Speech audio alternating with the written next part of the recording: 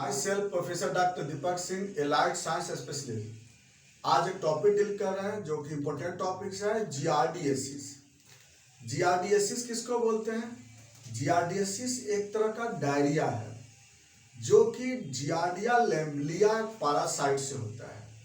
अब ये जियार्डिया लेम्बलिया क्या है, इसके बारे में बात करते हैं। देखिए, जियार्डिया लेम्बलिया यूनिसेलुलर पैरासाइट है।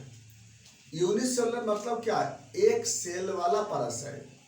यूनिसेलुलर कहते किसको है कि जो पैरासाइट का लाइफ एक ही सेल में पूरा हो जाता है उसको बोलते हैं यूनिसेलुलर। उसको प्रोटोजोआ भी बोलते हैं। तो प्रोटोजोआ है ये।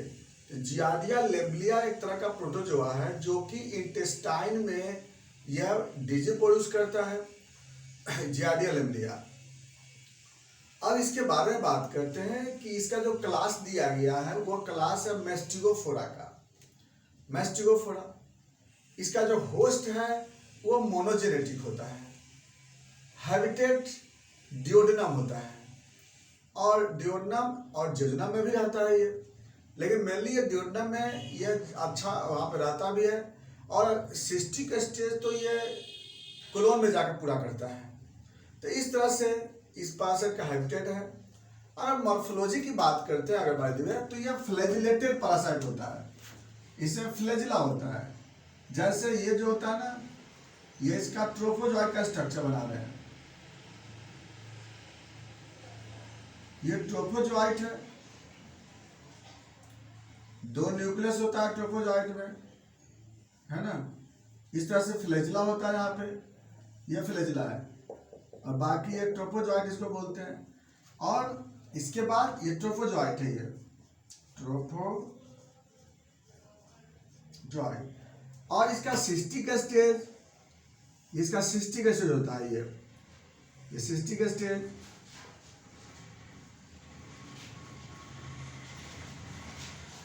ठीक है ना।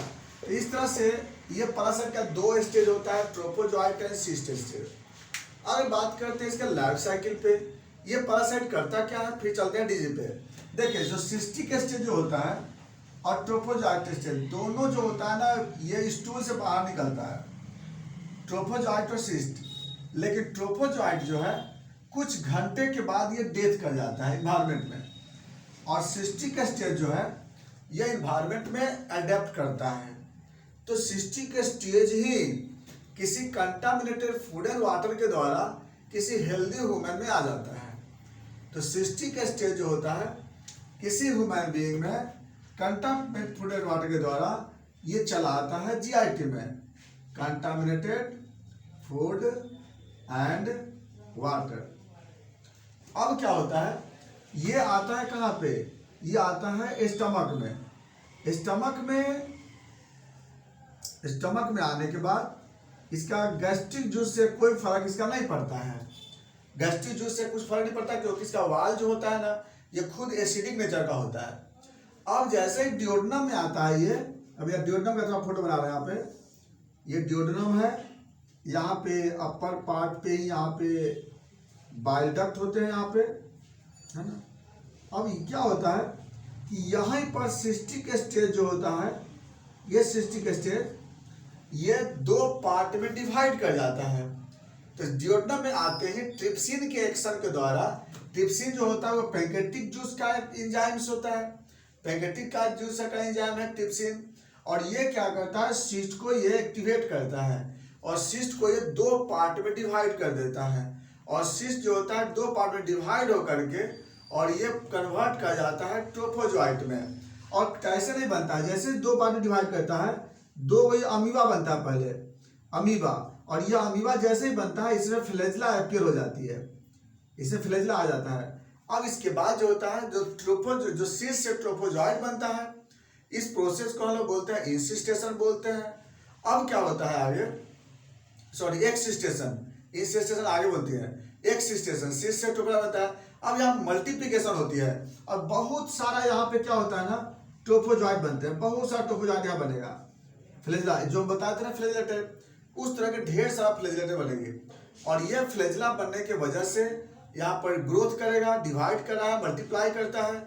इसके बाद क्या होता है कि इस जगह पे ड्यूडेनम के एरिया में सबसे ज्यादा डाइजेशन प्रोसेस होती है, डाइजेशन प्रोसेस को बंद कर देगा। अब यहाँ पे डाइजेशन होगा नहीं कोई चीज का, ना carbohydrate, protein, fat, nucleic acid, vitamin, कोई भी सब्सटेंस का डाइजेशन यहाँ पे नहीं होगा, क्योंकि यहीं पर ही इसका इन्फेक्शन होती है। इसके बाद क्या होता है कि पेरिस्टाल्टिक मूवमेंट को ये हाई कर देता है। इसके कारण ना तो डाइजेशन होता है, ना एब्जॉर्प्शन होता है, और इसके कारण जो होता है वाटरी स्टूल होने लगता है। खैर तो हम आगे बात करते हैं इसके बारे में। अब क्या होता है कि ये चला जाता है धीरे धीरे, यहाँ से ट्रोफोजाइट होते होते जाता है कोलोन में, और कोलोन में जाने के बाद वहाँ पे सिस्टिक एसिड बनता है। तो फिर वहाँ पर सिस्टिक बना, उसको इंसिस्टेशन बोलते हैं, और वहाँ पर जो स्टार्च है, स्टार्च को यूटिलाइज करके और वहाँ पे एक लेयर बनाता है जिसको सिस्टिक बोलते हैं, और उसके बाद फिर ये क्या होता है स्टूल से बाहर निकल जाता है। बस यही है, लेकिन कभी भी इन्वेड नहीं करता है ये कभी भी ब्लड में नहीं इंटर करता है। अब दिक्कत क्या होगी इसका, एक काम जरूर होता है कि ट्रोफोजॉइट जो होता है ये बाइल डक्ट में चला जाता है, और कभी कभी बाइल डक्ट के बाद गॉल ब्लैडर में चला जाता है। ये ट्रोफोजॉइट बाइल के फ्लो के अगेंस्ट में, हाँ ये चला जाता है, ऐसा होता है, लेकिन कभी ये वाल को पेनिट्रेट नहीं करता है। नो, एक टर्मेस्टोलिट का पेनिट्रेट करता था।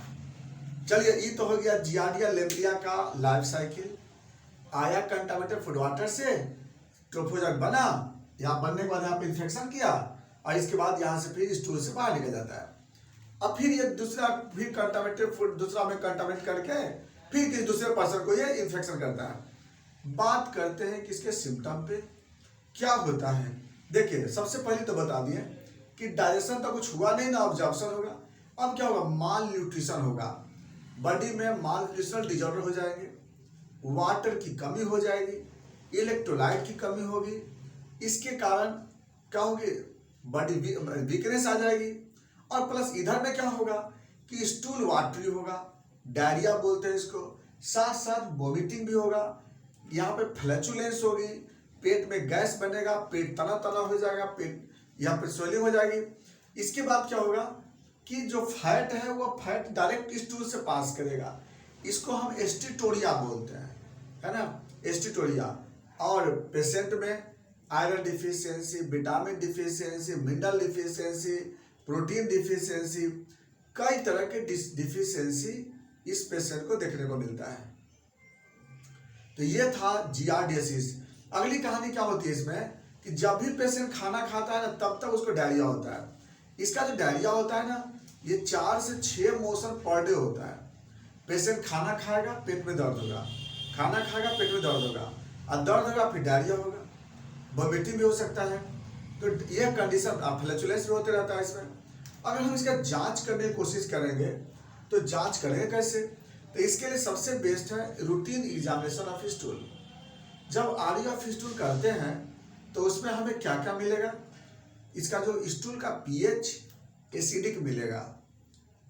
स्टूल में जब माइक्रोस्कोपिक जांच करते हैं उसमें ट्रोफोजॉइट भी मिलेगा और सिस्टिक स्टेज भी मिलता है, फैट ग्लोब्यूल्स ये भी उसमें पास करके मिलता है। इसके बाद मैक्रोफेज मिलेंगे, चार्कोटेलिक क्रिस्टल मिल भी सकता है, नहीं मिल सकता है, लेकिन जो इसमें पैरासाइट है ये पैरासाइट मिलता है, मैक्रोफेज भी इसे मिलता है। ये था इसका मेन इन्वेस्टिगेशन, बाकी कुछ है नहीं। मेन आते हैं इसके मैनेजमेंट में। मैनेजमेंट कैसे कर सकते हैं, इसके लिए जब भी कोई ऐसा मरीज मिलता हो तो उसको हम बोलते हैं कि जो भी खाना खाए वो ताज़ा खाना खाए। इसके बाद जो पानी पीते हैं बोलते हैं उसको पानी को बॉयल करके पीने के लिए। कभी भी फ्रीजर का सब्सटेंस या फ्रिज का कोई भी डायरेक्ट यूज नहीं करना है, और यूज करते हैं तो उसको हीट कर लेना है, चूँकि ट्रोफोजॉइट मर जाए कम से कम या डिस्ट्रॉय हो जाए, और प्लस इस सब से बचना चाहिए। और उसके बाद आते हैं हम लोग दवा पे। इसके लिए एलोपैथिक में मेट्रॉन फोर्ट जो दवा होती है वो अच्छी दवा है, उसको यूज कर सकते हैं, या ट्रिनिडाजोल करके आता है उसको भी यूज कर सकते हैं। होम्योपैथिक में इसकी जो दवा है इसके लिए बेस्ट दवा आता है, कोलोफाइलम देते हैं, पोडोफाइलम देते हैं, इसके बाद कैमोमिला देते हैं, एथुजा देते हैं। इससे जो होता है वो जियार्डिया लेम्बलिया अच्छे ढंग से फिर ठीक भी हो जाती है। हाँ बस अगर बाय द वे बहुत ज़्यादा अगर by the way serious condition होता है तब उस केस में हम लोग आईवी इन्फ्यूजन में रिंगर लैक्टेट दे सकते हैं। MVI और रिंगर लैक्टेट, इससे ज़्यादा जरूरत नहीं पड़ता है। तो ये जियार्डियासिस इसी को बोलते हैं। और जियार्डियासिस का पेशेंट मिलता है, बस हमें समझना होगा उसके डायरिया से और उसके फ्लैचुलेंस और कुछ सिम्टम से। मरीज इसका है, दवा करेंगे, मैनेजमेंट करेंगे। अगर इसमें किस तरह का क्वेश्चन होगा आप जरूर क्वेश्चन कीजिएगा। बाकी बातें चलेंगे फिर नेक्स्ट वीडियो में। Thanks for watching.